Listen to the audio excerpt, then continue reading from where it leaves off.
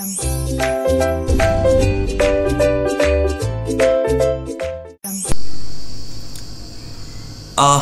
and welcome to the channel once again. So this is the final episode of Rank Booster series, right? So जो सफ़र आपने शुरू किया था इस exam की प्रिपरेशन का, अब वो एक लास्ट राउंड पर पहुंच चुका है और बस आपका एग्ज़ाम जिसका आपको बहुत इंतज़ार था वो आ ही गया है।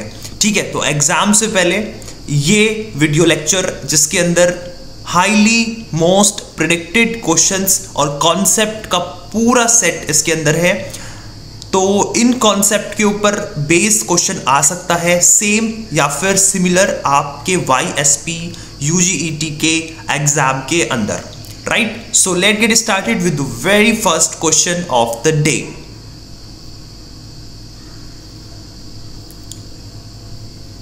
सो lengthenoid contraction is observed in, lengthenoid contraction के ऊपर सवाल आ सकता है। सो रिकमेंडेड यही है कि जितने भी कॉन्सेप्ट आप इस पूरे लास्ट फाइनल एपिसोड से सीखें उनको ज़रूर मेंशन कर लो और उनकी एक बार थ्योरी का पैराग्राफ ज़रूर रीड कर लेना, ठीक है? सेम या फिर सिमिलर क्वेश्चन आपके एग्जाम में आ सकता है, ठीक है? lengthenoid contraction के ऊपर टॉपिक के ऊपर क्वेश्चन आ सकता है और भी बहुत सारे टॉपिक्स इस वीडियो के अंदर डिस्कस्ड हैं, so please watch till the end, right? So lengthenoid contraction is observed in, lengthenoid contraction किस में ऑब्जर्व किया जाता है? सो सीधी सी बात है यार, देखो ज़ीनोन तो आंसर नहीं होगा, आपको गलत वाले को भी तो एलिमिनेट करना आना चाहिए। सो ये तो आपका आंसर नहीं होगा, ज़ीनोन तो आंसर नहीं होगा, ठीक है? इसको तो आप काट ही दो। अब बाकी के जो है आई डोंट थिंक, बट जो पहले वाला है गैडोलिनियम, ये आपका lengthenoid सीरीज का मेंबर है, ठीक है? तो lengthenoid कॉन्ट्रैक्शन गैडोलिनियम में ऑब्जर्व होगा। lengthenoid कॉन्ट्रैक्शन बेसिकली उनका जो lengthenoid सीरीज है ना, उसका जो साइज है वो लगातार डिक्रीज होता रहता है, ठीक है? lengthenoid सीरीज का जो साइज है वो डिक्रीज होता है, ठीक है? जैसे ही हम lengthenoid से आगे चलते हैं, सीरियम और बाकी के जो भी lengthenoid सीरीज के एलिमेंट्स हैं उनका साइज जो है वो डिक्रीज होता रहता है। सो lengthenoid कॉन्ट्रैक्शन lengthenoid की वजह से होगा, बट इसका जो इफेक्ट है वो आपके 3D जो एलिमेंट्स हैं उन पर इसका इफेक्ट लगता है, ठीक है? lengthenoid कॉन्ट्रैक्शन तो lengthenide सीरीज में होगा, बट इसका जो इफेक्ट है वो आपका जो आपके 3D एलिमेंट्स हैं उन पर लगता है। तो 3D एलिमेंट्स में कुछ एलिमेंट्स ऐसे हैं जिनका साइज जो है वो सेम हो जाता है, ठीक है? जैसे एक हॉफमियम और मर्करी, तो कुछ ऐसे एलिमेंट्स हैं जिनका साइज जो है लगभग सेम हो जाता है।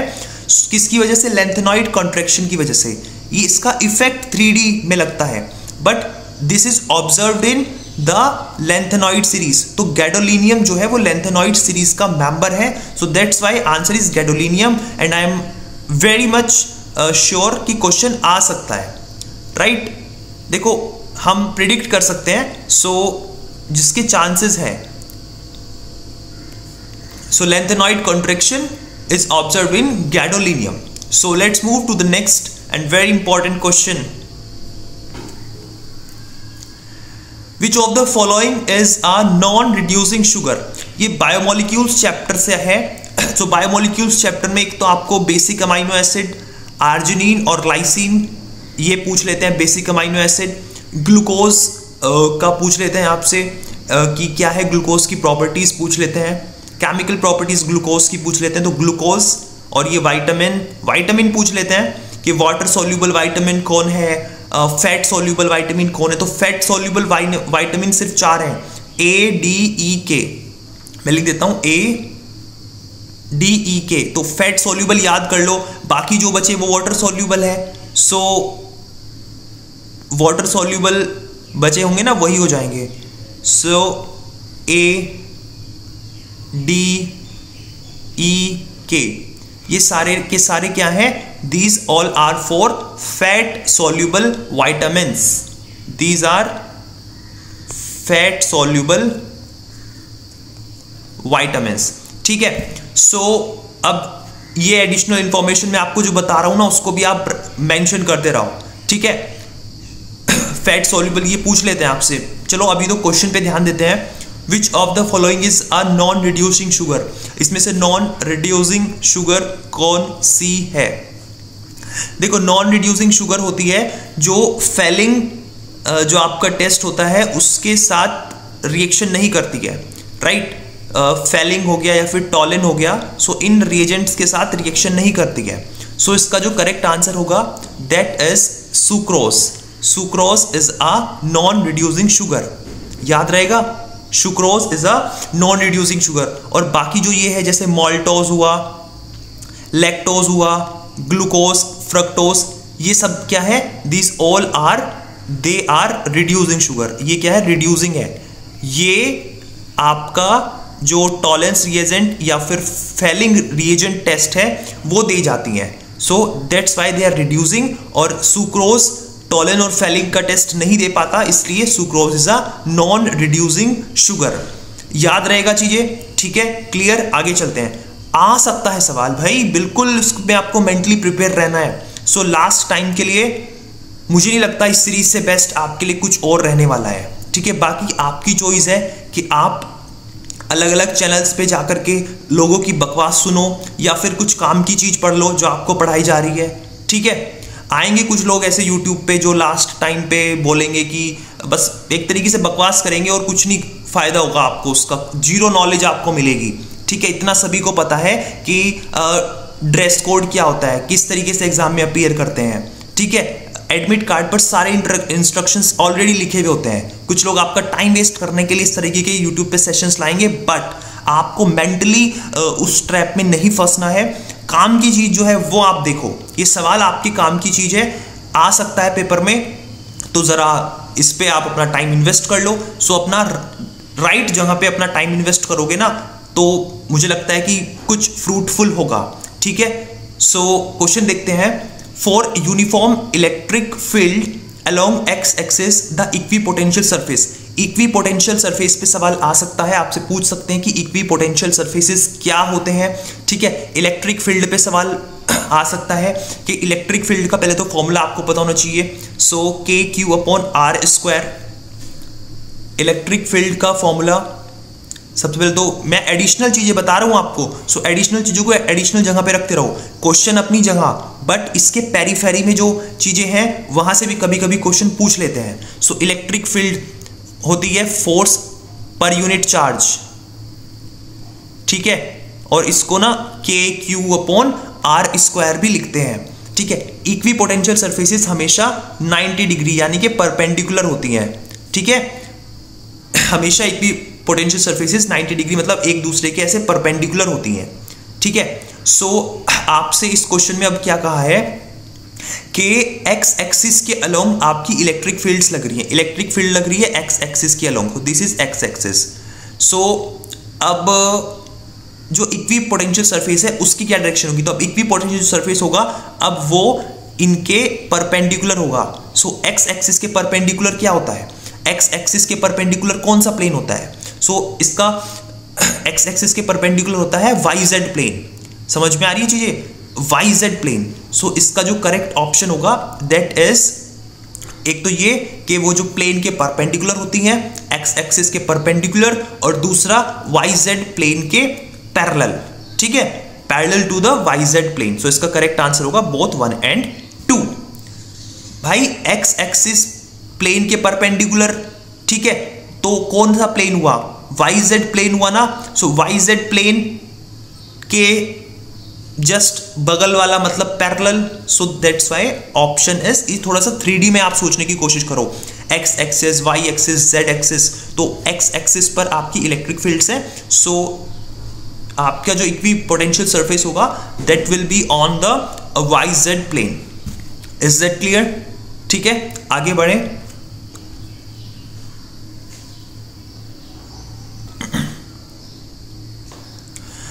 ये लो सॉल्यूशन आपके सामने लिखा है कि अगर फील्ड जो है वो एक्स डायरेक्शन में है, सो जो इक्विपोटेंशियल सरफेस होगा वो पैरेलल होगा YZ प्लेन के और परपेंडिकुलर होगा एक्स एक्सिस के। सो क्वेश्चन इक्विपोटेंशियल सरफेस से पूछा जा सकता है। इक्विपोटेंशियल सरफेस पे ना हर एक पॉइंट पे पोटेंशियल डिफरेंस सेम होता है। इक्वी पोटेंशियल सरफेस पर एवरी पॉइंट, हर एक पॉइंट पे जो आपका पोटेंशियल डिफरेंस है वो सेम होता है। हर एक पॉइंट पर पोटेंशियल डिफरेंस सेम होता है। ठीक है, ये क्या है? पोटेंशियल डिफरेंस है। पोटेंशियल डिफरेंस सेम होता है और हमेशा ये प्लेन के परपेंडिकुलर होता है, इक्वी पोटेंशियल सरफेस। ठीक है, इलेक्ट्रिक फील्ड जरूर पढ़ के जाना, सवाल आ सकता है। ठीक है, फॉर्मूला पूछ लेंगे आपसे, डायरेक्ट न्यूमेरिकल करा लेंगे, कोई स्टेटमेंट दे देंगे, पर आएगा तो भाई यही कॉन्सेप्ट ना। ठीक है, अब ये सवाल भी जरूर आ सकता है, डायमेंशनल फॉर्मूला, किसी भी यूनिट का डायमेंशनल फॉर्मूला आपको निकालना आता है। ठीक है, जस्ट फॉर प्रैक्टिस पर्पस ये क्वेश्चन आपके सामने है। Energy, force, power, frequency, torque. So energy का फॉर्मूला होता है जो आपका वर्क डन का फॉर्मूला होता है। ठीक है, विच इज ml² T-2। सो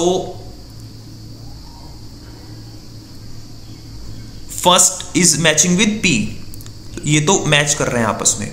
ठीक है, फोर्स का फॉर्मूला होता है ml/T-2। So this is matching with this, so P is matching with 1। और हाँ, फोर्स का टॉर्क के बराबर भी होता है। ठीक है, ये एडिशनल चीज है, इसको लिख लो। वर्क डन का, वर्क का टॉर्क के बराबर होता है।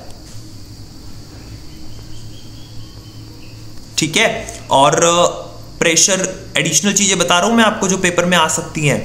प्रेशर का होता है स्ट्रेस के बराबर, और प्रेशर का स्ट्रेस के बराबर होता है। और यंग्स मॉड्यूलस का डायमेंशनल फॉर्मूला भी आपका प्रेशर के बराबर ही होता है। So pressure, stress, Young's modulus, same dimensional formula. Work, torque, energy, right, कोई भी एनर्जी हो सेम रहेगा। ठीक है, कोई भी एनर्जी हो सेम रहेगा। सो एनर्जी हो गया, वर्क हो गया, टॉर्क हो गया, सेम रहेगा। प्रेशर हो गया, स्ट्रेस हो गया, यंग्स मॉड्यूलस हो गया, सेम रहेगा। ठीक है, और कुछ डायमेंशन लेस भी होते हैं, जैसे एंगल हो गया। सो जो हमारे एंगल्स होते हैं वो डायमेंशन लेस होते हैं। ठीक है, और तो ठीक है, इसका आंसर फिर फर्स्ट ही होगा। ठीक है, ऑप्शन नंबर 1। एडिशनल जानकारी लिखवा रहा हूं, कभी कभी क्वेश्चन आपके पेपर में जो मैं एडिशनल इंफॉर्मेशन देता हूं ना, वहीं से आ जाता है। ठीक है, so be mentally prepared to be very honest. ठीक है, इस टॉपिक से ना एक एरर का सवाल बन सकता है, एरर निकालना आना चाहिए आपको। ठीक है, और एक इसमें ना सिग्निफिकेंट फिगर्स पूछ लेते हैं। सो सिग्निफिकेंट फिगर्स वाला टॉपिक भी पढ़ लो, कुछ नहीं होता, बहुत ईजी होता है यार सिग्निफिकेंट फिगर्स काउंट करना। ठीक है, so let get move to the next question. But सवाल आ सकता है इन टॉपिक से, और इन्हीं से आएगा बेटा, इसके बाहर कुछ फिजिक्स नहीं है आपके सिलेबस में। चलिए, बॉन्ड ऑर्डर का क्वेश्चन है। इसकी ना मैं आपको ट्रिक बताऊंगा कि बॉन्ड ऑर्डर कैसे निकालते हैं।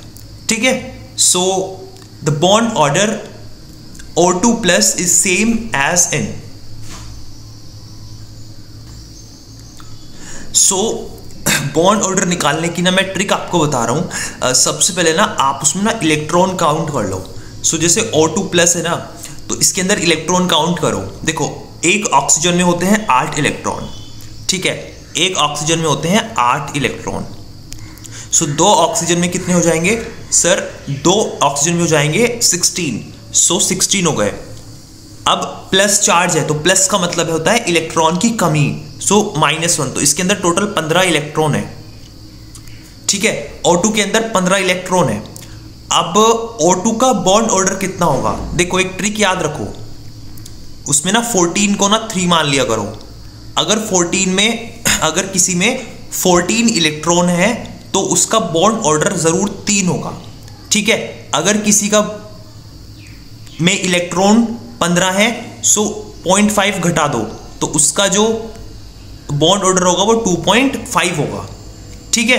ऐसे ही 16, तो 16 अगर इलेक्ट्रॉन है तो बॉन्ड ऑर्डर 2 होगा, अगर 17 इलेक्ट्रॉन है तो बॉन्ड ऑर्डर 1 होगा। जनरली इसी रेंज में पूछते हैं। सर अगर इलेक्ट्रॉन 13 हुए तो बेटा इधर भी 0.5 घटाते रहो, तब भी बॉन्ड ऑर्डर 2.5 होगा। सर अगर 12 इलेक्ट्रॉन हुए तो बॉन्ड ऑर्डर 2 होगा। तो इस तरीके से आप निकालो। अब इसमें O2 प्लस में कितने इलेक्ट्रॉन है? 15 इलेक्ट्रॉन है, तो मतलब O2 प्लस का बॉन्ड ऑर्डर कितना है? 2.5 बॉन्ड ऑर्डर है, ठीक है। सो अब इन चारों में से किसका 2.5 बॉन्ड ऑर्डर है, किसका सेम है, वो हमें बताना है। सो N2 प्लस, एक नाइट्रोजन में होते हैं 7 इलेक्ट्रॉन, सो 2 में हो जाएंगे 14 और नेगेटिव चार्ज है तो मतलब 15। तो इसका करेक्ट आंसर तो ऑप्शन नंबर 1 ही है, क्योंकि इसमें भी 15 इलेक्ट्रॉन है और N2 प्लस में भी, N2 माइनस में भी 15 ही इलेक्ट्रॉन है। सो अगर 15 है तो इनका बॉन्ड ऑर्डर कितना है, हो जाएगा 2.5, समझे। अब जैसे Cn प्लस है, इसका बॉन्ड ऑर्डर कितना होगा? इसका बॉन्ड ऑर्डर होगा 2.5। Cn, C में कितने होते हैं? 6, नाइट्रोजन में 7 और एक और ऐड हो गया तो इसमें 14, तो इसका बॉन्ड ऑर्डर होगा 3। और CO 6 और आपका 8, तो 6 और 8, इसका भी बॉन्ड ऑर्डर कितना होगा? 3।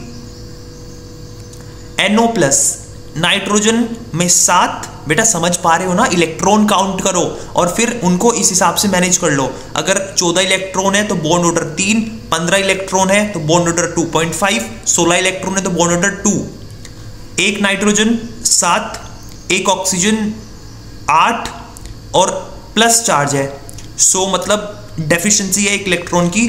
सो 7, 8, 14, तो इनका भी कितना हो गया? 3। भाई इन तीनों का तो कितना है? 3, 3 है। अब इसका होता है 2.5, सो 2.5 किसका है इनमें से? तो फर्स्ट वाले का है, सो इसलिए इसका ऑप्शन नंबर 1 करेक्ट होगा। समझ में आया ना? ठीक है बेटा, बहुत यूजफुल है। आपसे पेपर में ना इनका सीक्वेंस भी पूछ सकते हैं, सो बी प्रिपेयर्ड ऑलरेडी, ठीक है। बॉन्ड ऑर्डर से सवाल आ सकता है, ठीक है। ओके, चलिए, ये भी फेवरेट टॉपिक रहता है। और उससे पहले मैं आपको लास्ट में ना आपको ड्रेस कोड और क्या क्या डॉक्यूमेंट्स कैरी करना है वो भी बताऊंगा, ताकि आपको किसी और चैनल पे कोई वीडियो देखना ना पड़े, ठीक है। अदर जहाँ पे बेटा सिर्फ टाइम पास हो रहा है, वहाँ पे एजुकेशन कंटेंट कम है, बस फालतू का ज्ञान वहाँ पे ज़्यादा मिल रहा है, ठीक है। ऐसा कर लेंगे, ऐसा हो जाएगा, ये हो सकता है, आपकी कोई क्वेरी तो नहीं है। अरे भाई, जब तुम कुछ कंटेंट दोगे तभी तो बच्चों की क्वेरीज आएंगी। सो प्लीज़ किसी और, मैं नहीं चाहता कि आपकी देखो पर्सनल चॉइस है, आप कितने भी यूट्यूब चैनल्स देखो, बट किसी एक का होके रहोगे तो सही रहेगा लाइफ में। If the source of light used in Young's double, बिल्कुल क्वेश्चन आ सकता है, यंग्स डबल स्लिट एक्सपेरिमेंट पे सवाल आ सकता है। इसकी एडिशनल इंफॉर्मेशन मैं आपको दे दूं कि जो हम फ्रिंज निकालते हैं ना, फ्रिंज उसको बोलते हैं beta, that is lambda D by d होती है। जो फ्रिंज हम निकालते हैं लैम्डा डी बाय डी, ये फ्रिंज होती है। फ्रिंज कितनी थिक है वो निकालते हैं। फ्रिंज का ये हमें बताता है कि फ्रिंज, बीटा फ्रिंज बोलते हैं ना। सो यंग्स डबल स्लिट एक्सपेरिमेंट में क्या हुआ, एक्चुअली इस क्वेश्चन के अंदर क्या हुआ कि आपने येलो की जगह पे ना ब्लू लाइट को कर दिया। आप पढ़ा है ना यंग्स डबल स्लिट एक्सपेरिमेंट, वो अल्टरनेट मैक्सिमा मिनिमा वाले पैटर्न बनते हैं। सो वहाँ पे देखो, पहली चीज़ तो ये कि मोनोक्रोमेटिक लाइट यूज़ करते हैं, ठीक है, मतलब सिंगल लाइट को ही उन 2 स्लिट से पास कराते हैं, समझ में आया। फिर वहाँ पे इंटरफेरेंस वगैरह होता है, तो देन ये एक्सपेरिमेंट होता है। सो येलो की जगह हमने ब्लू लाइट यूज़ कर दी, तो क्या फ़र्क पड़ेगा सर? देखो फ़र्क ज़रूर पड़ेगा। अब येलो और ब्लू में से किसकी वेवलेंथ ज़्यादा है? देखो वो ना, आपको एक स्पेक्ट्रम भी याद करना है, गामा रेज, एक्स रेज, किसकी वेवलेंथ ज़्यादा है। एक्स रेज और गामा रेज की ना वेवलेंथ ज़्यादा नहीं होती, उनकी फ्रीक्वेंसी ज़्यादा होती है। एक्स रेज, गामा रेज, उनकी फ्रीक्वेंसी ज़्यादा होती है, और जिसकी फ्रीक्वेंसी ज़्यादा मतलब उसका वेवलेंथ कम, ठीक है। वो भी इलेक्ट्रोमैग्नेटिक स्पेक्ट्रम पे सवाल आ सकता है। वो एक क्वेश्चन मैंने आगे रखा भी है, उसको देख लेना। येलो की जगह अगर हम ब्लू कर देंगे ना बच्चे, तो क्या होगा, जो कॉन्सिक्यूटिव फ्रिंजेस है ना वो पास में आ जाएंगी, क्योंकि ब्लू लाइट का जो वेवलेंथ होता है ना वो कम होता है, ब्लू लाइट का वेवलेंथ कम होता है, ब्लू लाइट का वेवलेंथ कम होता है। तो जब वेवलेंथ कम होगा तो वो जो आपकी कॉन्सिक्यूटिव फ्रिंजेस है ना वो पास पास आ जाएंगी, ठीक है, उनका जो साइज है वो कम हो जाएगा। सही बात है। So consecutive fringes line will come closer. समझ में आया आपको ये? ठीक है, ये था यंग्स डबल स्लिट एक्सपेरिमेंट। ठीक है, यंग्स डबल स्लिट एक्सपेरिमेंट के 2-4 सवाल और देख लेना, आ सकता है यंग्स डबल स्लिट एक्सपेरिमेंट। बाकी भाई कैपेसिटर तो जरूरी आएगा, कैपेसिटेंस बतानी है, equivalent capacitance between A and B, A और बी के बीच में इक्विवेलेंट कैपेसिटेंस आपको बतानी है। सो देखो, और सारे जितने भी कैपेसिटर हैं वो 4-4 के हैं, तो मतलब यहाँ पे भी 4 है, ये भी 4 है, ये भी 4 है, ये भी 4 है और ये भी 4 है। तो देखो यार, ये ना एक व्हीटस्टोन ब्रिज टाइप बन गया। तो इसमें होगा क्या, इसमें ये भी 4, ये भी 4, तो एक इसको व्हीटस्टोन ब्रिज की तरह एज्यूम करो। सो आप देखोगे कि जो रेशियो है ना 4/4, 4/4 दोनों साइड बराबर है। सो इसका मतलब बीच वाली जो ये है ना, इसके अंदर करंट नहीं फ्लो होगा। सो इसमें तो करंट नहीं जाएगा, इसको तो आप हटा दो, इसमें करंट नहीं जाएगा, समझे? सो अब आपके पास में और कैपेसिटर में ना रेजिस्टेंस के उल्टे फॉर्मूले लगते हैं। यहाँ पे देखो 4 और 4 सीरीज में है, तो यहाँ पे वो फॉर्मूला लगेगा जो रेजिस्टर के पैरेलल में लगता है। ठीक है, इस एक सवाल से आपका रेजिस्टर भी क्लियर होगा, कैपेसिटर भी क्लियर होगा। क्वेश्चन जरूर आएगा इस तरीके से। सो 4 × 4, 4 + 4, सो ये आ जाएगा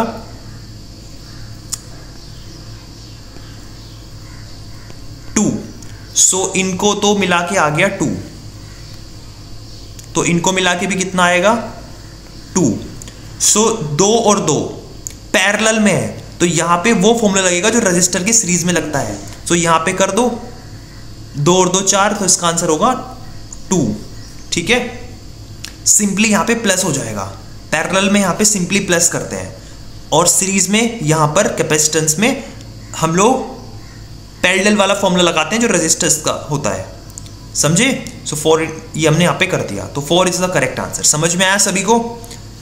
सवाल आ सकता है। ठीक है, चलिए 2 सवाल एक ही स्लाइड पे। एक तो आपको IUPAC नेम बताना होता है, IUPAC नेम, इस कंपाउंड का IUPAC नेम बताएं। सबसे पहले तो आप नेमिंग करते हो, नेमिंग आप नंबरिंग करते हो। सो नंबरिंग आप किस साइड से करोगे भाई? इधर से करोगे कि इधर से करोगे, मतलब राइट से करोगे कि लेफ्ट से करोगे? नंबरिंग आप उस साइड से करोगे जहां से कोई ना कोई ब्रांच सबसे पहले आ रही है। अगर हम इधर से करते हैं, इधर से, सो जो OH है ना वो तीसरे नंबर पे आता है, और जब हम इधर से करते हैं तो OH दूसरे नंबर पे आता है। तो जहां से पहले आ रहा है कोई भी ब्रांच या फिर कोई भी फंक्शनल ग्रुप, तो वहां से करते हैं। सो नंबरिंग तो हम भाई इधर से करेंगे। ये तो क्लियर हो गई चीज, राइट?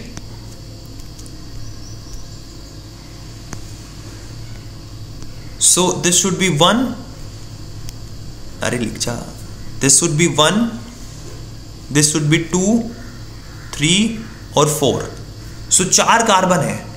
ठीक है, सो भाई पेंटेन तो बिल्कुल नहीं होगा ना, राइट? सो इसका आंसर होगा ब्यूटेन 2 ऑल। 4 कार्बन है तो ब्यूटेन, सेकंड नंबर पे एक अल्कोहलिक ग्रुप लगा है OH, तो butane 2 all is the correct answer. ठीक है, और फंक्शनल ग्रुप में, हाँ ठीक है, क्योंकि इसमें एक ही फंक्शनल ग्रुप है, सो वही अल्कोहल बन जाएगा, तो ब्यूटेन 2 ऑल होगा, समझे? एंट्रोपी डिक्रीजेस ड्यूरिंग, देखो अब एंट्रोपी का मतलब होता है बिखरा हो, तो चीजें अगर ज्यादा बिखरने वाली चीज है कि भाई 1 से 2 बन रही है या बिखर रही हैं चीजें, ठीक है, तो वहां पर एंट्रोपी जो है वो इंक्रीज होती है। बट अगर चीजें सिमट रही हैं सो वहां पर एंट्रोपी डिक्रीज होती है।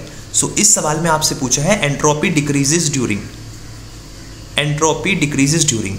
सो देखो जब कैम्फर का सब्लिमेशन होता है ना, सो कैम्फर सॉलिड फॉर्म में होता है और वो फिर वेपराइज हो जाता है। सो मतलब उसकी एंट्रोपी बढ़ जाती है।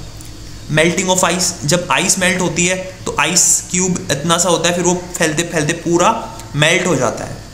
यहाँ पर H2 से एक मॉलिक्यूल से दो बन रहे हैं, तो यहाँ पे ज़्यादा बन रहे हैं, ठीक है।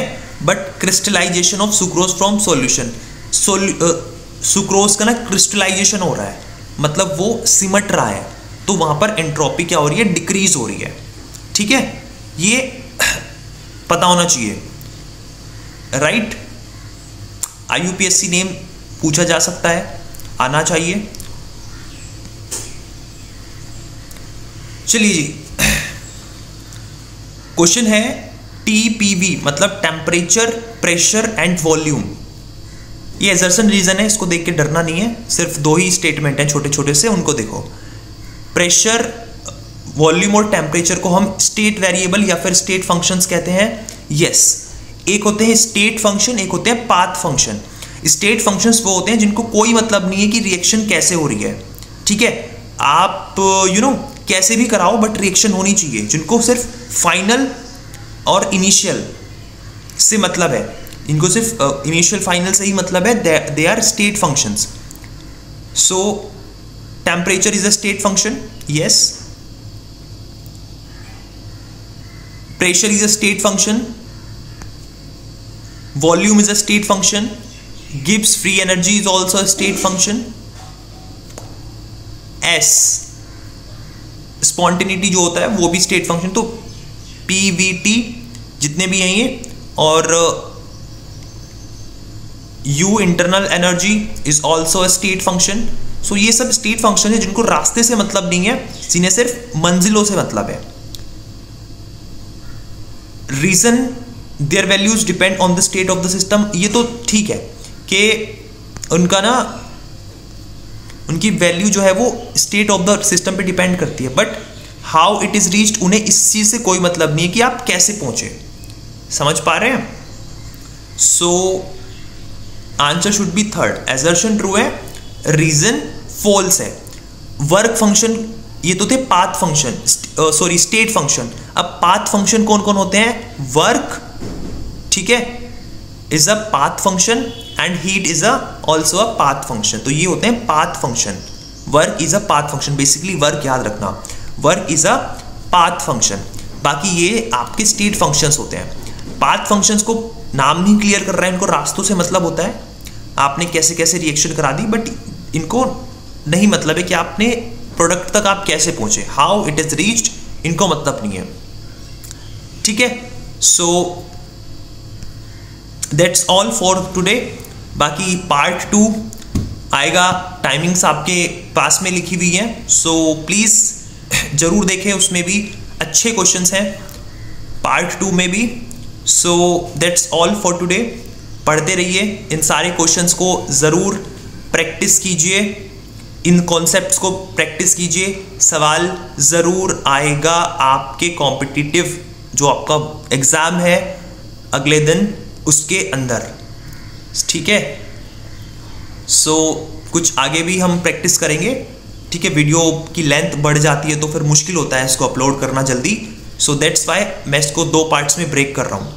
नेक्स्ट में भी अच्छे अच्छे सवाल हैं, मोस्ट प्रेडिक्टेड क्वेश्चन है, ठीक है। सो मिलते हैं आपसे नेक्स्ट पार्ट में, फिर आपसे डिस्कस करेंगे क्या क्या डॉक्यूमेंट्स आपको कैरी करने हैं, what should be the dress code, और एडमिट कार्ड तो आपने डाउनलोड कर ही लिया आई गेस। सो बट ये कि यार देखो, जगह जगह मत फिरो आप, इसका वीडियो देखा उसका वीडियो देखा, आप ना एक चीज़ को अच्छे से फॉलो करो तो रिजल्ट्स आपके फेवर में होंगे, ठीक है। एट द एंड यही कहूँगा, किसी एक का होकर रहो, ठीक है, जगह जगह मत, समझ रहे हो। सो दैट्स ऑल टुडे, मिलते हैं जल्दी। Thank you for watching.